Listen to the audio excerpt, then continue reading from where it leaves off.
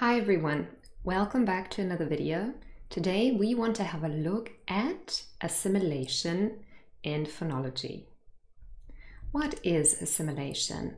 Now, it is a feature of connected speech, and it really means that a sound changes. And to be specific, a sound changes to become more similar to a following sound. And there are several features of connected speech: assimilation, elision, intrusion. It's easy to get a little bit confused. So here's something to help you. Assimilation means a sound becomes more similar. And the word similar is almost part of assimilation. Hopefully this helps you a little bit to remember what assimilation is. Assimilation can occur within a word and between words. That means across the word boundary. Let's have a look at an example. First of all, assimilation within a word. We have the word handbag. Now, if I say it slowly and carefully, handbag, you can really hear all the sounds. H, A, N, D, hand, bag. However, usually this word is within a sentence, and when we speak fast, it changes into handbag, handbag. Now, what happens here? There are several things. First of all, the D in hand is dropped. Now, that is not assimilation. That is called elision. And if you want to find out more about elision, watch my other video on dropped consonants. So that's number one. Now, what else happens? In number two, the word hand ends in an N sound. This is a nasal sound, a consonant, but the N changes into another nasal, but it's different in the way it is produced. You can see my mouth is open. The tip of my tongue is just behind my teeth. Han changes into ham. Both lips closed, and we form the nasal And why do we do this? We really do this because the next sound in the following word, really, bag, is a B. And B is also formed with both lips closed. So our articulators here, our lips, already get ready to say the following sound B. And so instead of N, we say handbag, handbag. And that just helps us to speak faster. Now, this happens automatically in fast speech. So nobody wakes up in the morning and decides, oh, today I'm going to use assimilation. No, that would be a bit funny. No, this really is a natural process when we speak quickly. However, when you learn English, sometimes you want to overpronounce every sound, and you don't do that. But this is a natural part of English, and usually this word really sounds like handbag. And remember, this is really because the and B are produced in a very similar way. Okay, so remember here, assimilation, changing to Let's have a look at an example sentence, because obviously we don't say the word handbag on its own. It's usually within a sentence, and it could sound like this. What a lovely handbag. What a lovely handbag. So here you can hear it quite obviously, it's handbag. Now let's have a look at assimilation between words. Here is an example sentence. I live in Barcelona. Now, I said this sentence carefully and each word separately, and we really want to focus on the two words in and Barcelona. Here is a transcript. In Barcelona. So it's actually very, very similar to our previous example. Here we have one word ending in n and the next one starting with b again. And although these are two separate words, it's not the same word as in handbag, the same thing happens. The n changes into m. And what we really say is in Barcelona, in Barcelona. I live in Barcelona. And you can see my lips closing here. I live in Barcelona, in Barcelona. Now, n changes to m before the sound b. Here in our example, b in Barcelona. But not only. N also changes to m before the sound m and p. Here are some examples. I live in Barcelona. I live in Madrid, in Madrid, in Madrid. I live in Paris, in Paris, in Paris. So hopefully you were able to hear and see the change. Now, why does this happen? Remember, it happens because our articulators, in this case our lips, are getting ready to say the next sound, and all of those sounds, b, m, p, are all formed with both our lips closed. Now, but before you think assimilation only ever occurs from n to m, that is not the case. Let's have a look at some more examples. So here is another example sentence where assimilation occurs between two words. There were 10 kings. And in fact, this was an example I gave you on my channel as a little quiz. So let's have a look here at the two words 10 and kings. Here is the transcript of the two words. 10 ending in the nasal n, and kings starting with k, an unvoiced consonant, k. Now what happens when we say the sentence fast? 10 kings, 10 kings, 10 kings. Is there still an n in 10 or has it changed? And remember, n is really formed by putting the tip of the tongue just behind your teeth. There's contact here. But something really changes when we say this fast, 10 kings. There's no contact anymore because the nasal n changes into ng. Now they might sound very similar, especially on video, but they're not the same sound. N is really formed by moving your tongue back right here to the throat because you're getting ready to say the consonant k.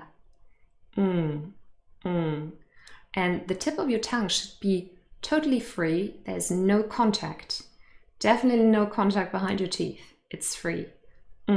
Because you're really getting ready to say k, which is also formed by blocking the back of your throat. So 10 kings become 10 kings, 10 kings, 10 kings.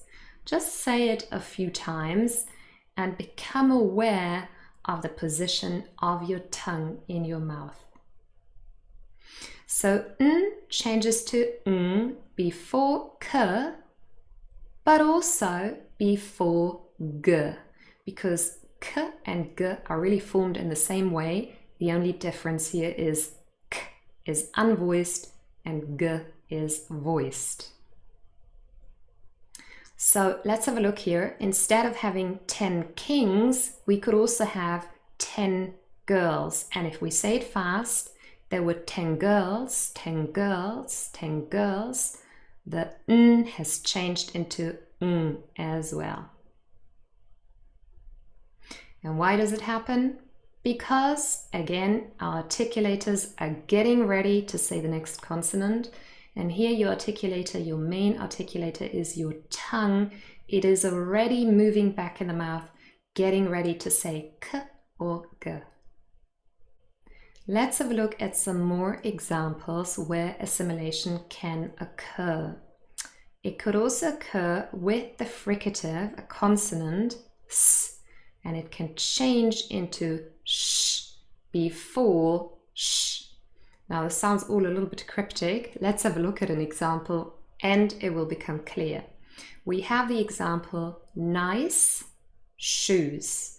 Now the adjective nice ends in s. This is a voiceless fricative, s. But this s changes because the following word, shoes, starts with the fricative sh. It's also an unvoiced fricative, but it has a different quality, sh. So nice changes into nice. On its own, it sounds a bit funny, but if I say the words together fast, it sounds normal. Nice shoes, nice shoes, nice shoes. So really, this is what we're saying, nice shoes. Obviously, we say it fast and the two sh sounds are linked. They almost merge into one. Nice shoes. These are nice shoes. These are nice shoes. Sounds very natural. This is usually what you hear. Here is another example of assimilation. And this is when we have the voiceless fricative this TH spelling, but voiceless. I know it's a funny symbol. And it changes to s, the fricative we just had before, and only before a word starting also with s. Again, let's have a look at an example here. We have the word fourth. This is the ordinal number for fall, fourth. And the next word is Sunday. And Sunday starts with s. So what happens to the th in fourth? For Sunday, for Sunday. In fact, somebody asked me the other day, how do you pronounce the th before s? It's really difficult. Well, it is, but we don't say it. Usually the th changes to s as well. And what we say is for Sunday, for Sunday.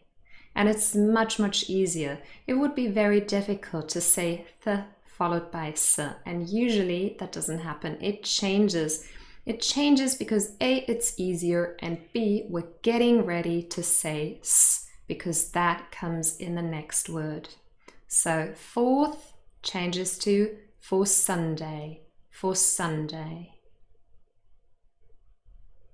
Here is another example of assimilation. And this is actually a really important example because you hear it all the time.